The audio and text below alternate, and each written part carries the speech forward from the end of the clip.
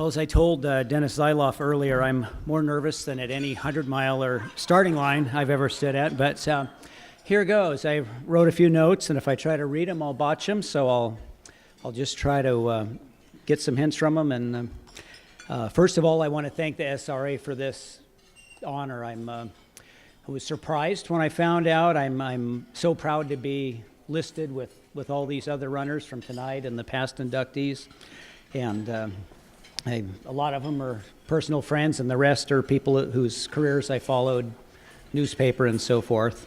I also want to thank the entire Sacramento area running community. We just live in such a great city for running, with the river and the bike trail, and of course, in my case, even better, up the hill a little bit on the trails. But we've got so many events and just great people in the area that put on all these events.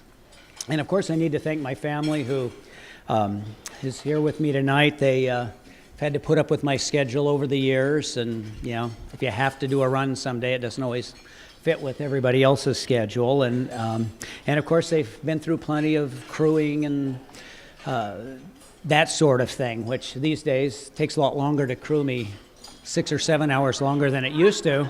And I notice the fun wore off for Beth, but now I've got 2 kids that are driving, and they can pick up now.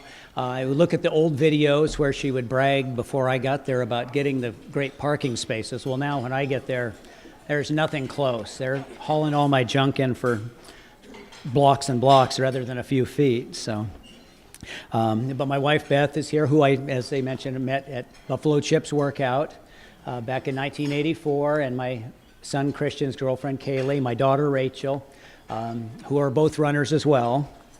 And so we're a running family. And of all the reasons to me for running, you know, you get into it for fitness or competition. The biggest thing I've gotten from it are friends over the years, and the people you meet are just always the greatest. And I go back to only about the 5th or 6th race I ever entered was the 2nd annual American River 50, and the pre-race check-in the night before, I didn't know more than a handful of people, but I met one of my oldest friends, Dana Gard, who's here at our table with us, and he's about 10 years older than I was, so even though he was running his first 50 that night just like I was, or that following day, I've always considered him my mentor, and he's the one that got me out with the groups that would train on the weekends up on the Western States Trail and introduced me to the CHIPS workout, where George Parrott would have 100 or 200 of us out there some nights, and it was just such a great environment for my running. And a lot of people have asked me in the last year especially, so you've done 30 Leadvilles, you're not probably likely to get to 40. Is this the time you're going to call it a career there? And the thing that keeps coming back is if I quit doing the Leadville 100, there's a whole group of people back there that come from other states or even other countries that have become good friends that I'm not going to see them ever if I don't go there every year. So that alone, 30 hours of misery to get to see them every year, it makes it worth it, and I am going this year. I've got just a couple quotes.